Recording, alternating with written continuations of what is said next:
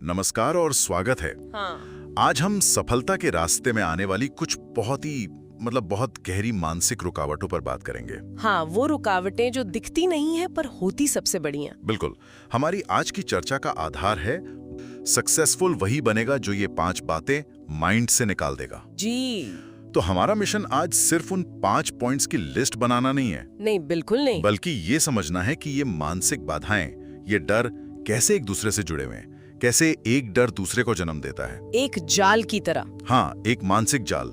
और ये सिर्फ पैसे या करियर की बात नहीं है, ये उस ट्रैप को समझने की कोशिश है जिसमें हम अक्सर फंस जाते हैं। बिल्कुल सही कहा। और ये उन लोगों के लिए खास तौर पर अहम है जो महसूस करते हैं कि वो मेहनत तो बहुत कर रहे हैं पर कहीं फंसे हुए हैं। बिल्कुल। मतलब आगे नहीं बढ़ पा रहे। स्रोत का जो मुख्य विचार है वो यही है कि बाहरी सफलता से पहले एक अंदरूनी बदलाव जरूरी है। अपनी सोच को, अपनी आदतों को जड़ से बदलना। एक तरह का माइंडसेट रीसेट। बिल्कुल, माइंडसेट रीसेट। तो चलिए इस गुत्थी को सुलझाना शुरू करते हैं। सबसे पहली और शायद सबसे बड़ी जंजीर जहां से ये सारा चक्कर शुरू होता है, पहली बात जिसे दिमाग से निकालना है, लोग क्या कहेंगे का डर। ये सिर्फ एक कहावत नहीं है। नहीं, ये एक अदृश्य जेल है। हाँ, एक जेल जो हमें हमारे कंफर्ट जोन में कैद रखती है। स्रोत यही बताता है कि जैसे ही कोई इंसान कुछ बड़ा या कुछ अलग करने का सोचता है, सबसे पहला ख्याल यही आता है। और दिलचस्प बात यह है कि ये डर हमारी काबिलियत को दीमक की तरह खा जाता है। स्रोत में सचिन तेंदुलकर का बहुत अच्छा उदाहरण दिया गया है। जब वो छोटे थे तो कई रिश्तेदार और पड़ोसी उनके पिता से कहते थे कि लड़के को पढ़ाओ लिखाओ, ये क्रिकेट में क्या रखा है। बिल्कुल। और सोचिए, अगर सचिन ने या उनके परिवार ने लोगों की बातों को दिल पर ले लिया होता तो क्या होता। सही बात है। और सिर्फ सचिन ही क्यों, स्टीव जॉब्स को तो लोगों ने पागल तक कह दिया था। हाँ, जब उन्होंने कहा कि एक मशीन हर घर में होगी। लेकिन यहाँ एक सवाल उठता है, क्या लोग क्या कहेंगे का डर हमेशा बुरा ही होता है? क्या ये हमें एक तरह से सामाजिक रूप से जिम्मेदार नहीं बनाता? ये बहुत जरूरी सवाल है। देखिए, स्रोत इस बात पर रोशनी डालता है कि हमें कंस्ट्रक्टिव फीडबैक और बेवजह के शोर में फर्क करना सीखना होगा। अच्छा, फीडबैक और शोर। हाँ, जब कोई एक्सपर्ट या मेंटोर आपकी गलती बताए तो वो फीडबैक है, लेकिन जब कोई बिना समझे सिर्फ इसलिए आपकी आलोचना करें क्योंकि आप कुछ अलग कर रहे हैं तो वो शोर है। और इस शोर से कैसे निपटें? तो इसके लिए स्रोत 3 कदम सुझाता है। पहला है स्वीकार करना। ये मान लेना कि लोगों का काम है कहना। आप कुछ भी करें वो कहेंगे, अच्छा करो या बुरा। आपको अपने विजन पर यकीन होता है तो शोर का असर कम हो जाता है। और तीसरा जो सबसे अहम है, अपना सर्कल सही चुनना। ऐसे लोगों के बीच रहना जो आपको आगे बढ़ाते हैं, न कि पीछे खींचते हैं। ये लोग क्या कहेंगे का डर, मुझे लगता है ये सीधे तौर पर हमारी दूसरी मानसिक बाधा से जुड़ा है। कैसे? क्योंकि लोग सबसे ज्यादा क्या कहेंगे, यही कि देखो फेल हो गया, और यहीं से जन्म होता है असफलता के डर का। आपने बिल्कुल सही नस पकड़ी है। ये दोनों डर एक ही सिक्के के 2 पहलू हैं। दूसरी बाधा है ही असफलता का डर। अगर मैं फेल हो गया तो? हाँ, ये सवाल ये हमें कोई भी नया कदम उठाने से पहले ही रोक देता है। हम उस अपमान या शर्मिंदगी से इतना डरते हैं कि कोशिश ही नहीं करते। स्रोत में थॉमस एडिसन का उदाहरण है, जिन्होंने बल्ब बनाने से पहले हजारों बार नाकामी झेली। आज उनके बारे में ये कहना बहुत आसान लगता है, पर सोचिए उस इंसान के बारे में जो 999 बार फेल हुआ हो। उस वक्त उसे कैसा महसूस हुआ होगा। वही तो, उस मानसिकता को बनाए रखना ही तो असली चुनौती है। बिल्कुल। और एडिसन ने जो जवाब दिया वो पूरे माइंडसेट को बदल देता है। उन्होंने कहा, मैं फेल नहीं हुआ, मैंने बस 10,000 ऐसे तरीके खोज लिए हैं जो काम नहीं करते। हाँ, उन्होंने असफलता को एक डेटा पॉइंट बना दिया, एक सीख बना दिया। यही वो नजरिया है जिसकी स्रोत बात करता है। जेके रोलिंग के साथ भी तो यही हुआ। हैरी पॉटर वाली? हाँ, उनकी मैन्युस्क्रिप्ट 12 पब्लिशर्स ने रिजेक्ट कर दी थी। वो एक सिंगल मदर थी, डिप्रेशन से जूझ रही थी। उनके लिए हार मान लेना कितना आसान था। तो फिर एक आम इंसान इस डर के जाल से खुद को कैसे निकाले? ये सुनने में तो अच्छा लगता है कि असफलता से सीखो, पर असल में जब कोई फेल होता है तो हिम्मत टूट जाती है। स्रोत इसके लिए एक बहुत ही प्रैक्टिकल तरीका बताता है।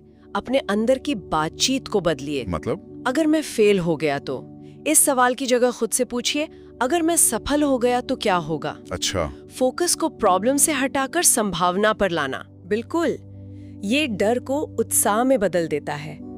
और दूसरी बात ये समझना कि असफलता एक घटना है, आपकी पहचान नहीं। आप फेल होते हैं, आप फेलियर नहीं बन जाते। एक फ्री ट्यूशन की तरह है। एक तरह से हाँ, जो आपको बताती है कि अगली बार क्या नहीं करना है। ये तो हुई असफलता की बात, लेकिन कई बार हम फेल होने से नहीं बल्कि शुरू करने से ही डरते हैं, क्योंकि हमें लगता है कि अभी सही समय नहीं आया है। हाँ, ये इंतजार भी तो एक तरह का डर ही है। हाँ, ये असफलता के डर से बचने का एक बहुत ही चालाक तरीका है जिसे हमारा दिमाग इस्तेमाल करता है, और यही हमारी तीसरी बाधा है, सही समय का इंतजार करना। थोड़े और पैसे आ जाएं, मार्केट की कंडीशन ठीक हो जाए, पहले ये कोर्स कर लूं, फिर शुरू करूंगा। ये सब बहाने हैं जो हमें एक्शन लेने से रोकते हैं। स्रोत साफ कहता है, सही समय कभी नहीं आता, उसे बनाना पड़ता है। लेकिन क्या बिना तैयारी के कूद जाना बेवकूफी नहीं है? स्टीव जॉब्स ने गैराज से शुरुआत की, ये सुनने में बहुत अच्छा लगता है, पर उनके पास वोज़नियाक का तकनीकी ज्ञान तो था। बिल्कुल, और स्रोत ये नहीं कहता कि आप बिना सोचे समझे कुछ भी शुरू कर दें। यहाँ मुद्दा परफेक्ट तैयारी का है। अच्छा, हम 100% तैयार होने का इंतजार करते हैं, जो कभी होता नहीं। वॉरेन बफे ने 11 साल की उम्र में इन्वेस्टिंग शुरू कर दी थी। क्या वो उस उम्र में मार्केट के सबसे बड़े ज्ञाता थे? नहीं, बिल्कुल नहीं। नहीं, लेकिन उन्होंने शुरुआत की। स्रोत का संदेश है, आपके पास जो भी है, जहां भी है, वहीं से एक छोटा कदम उठाइए।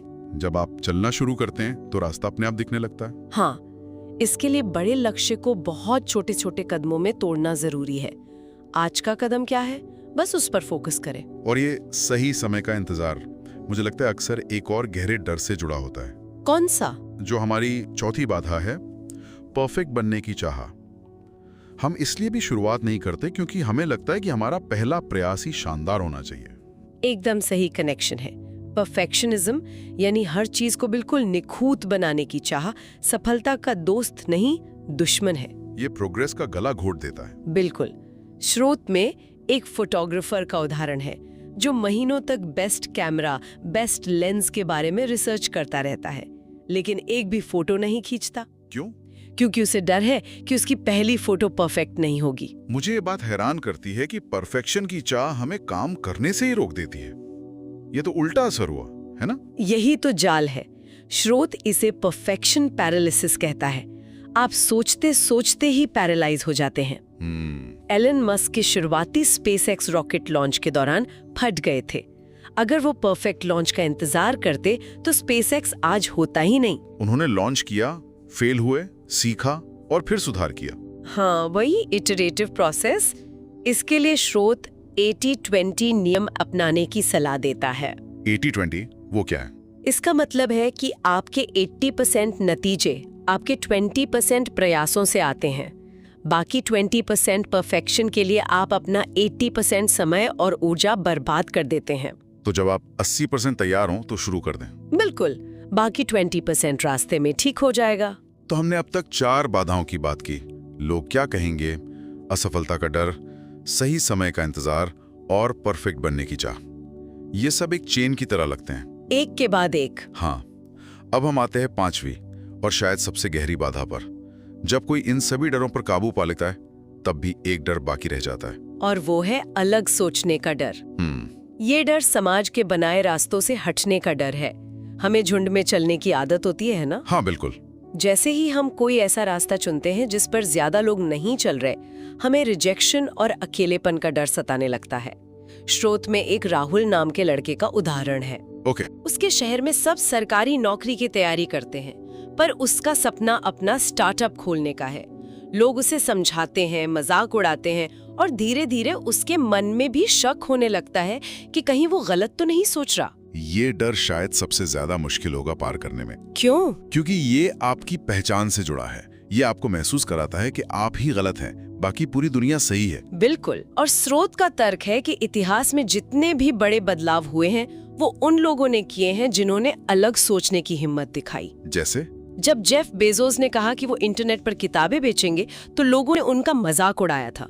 जब स्टीव जॉब्स ने बिना कीबोर्ड वाले फोन की बात की, तो एक्सपर्ट्स ने कहा था कि ये कभी नहीं चलेगा। तो उनकी अलग सोच ही उनकी सबसे बड़ी ताकत थी। एग्जैक्टली। तो कोई अपनी इस अनूठी सोच को कैसे बचाए रखे जब पूरी दुनिया उसे गलत साबित करने पर तुली हो? स्रोत कहता है कि इसका एक ही तरीका है, अपने आत्मविश्वास को एक किले की तरह मजबूत बनाना। ये समझना कि जब आप कुछ नया करते हैं तो आलोचना होगी ही। आलोचना इस बात का सबूत है कि आप कुछ अलग कर रहे हैं। मतलब आलोचना से डरना नहीं। नहीं, अपनी जिज्ञासा को जिंदा रखना, सवाल पूछते रहना और भीड़ की सोच को आंख बंद करके स्वीकार न करना।